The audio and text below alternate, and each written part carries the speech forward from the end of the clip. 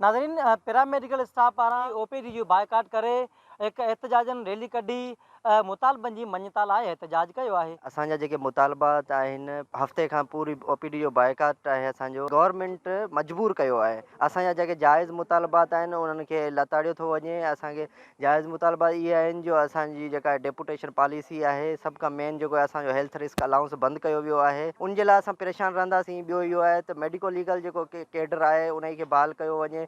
असां डॉक्टर जेके ड्यूटी करियूं शार्टेज में हिकिड़ो डॉक्टर 500-500 400 पेशेंट ॾिसण खां बावजूद पोइ उहे जेके मेडिकल केस अचनि उन्हनि खे बि डील करियूं उन्हनि जे लाइ वरी कोर्ट एविडेंस ॾियूं।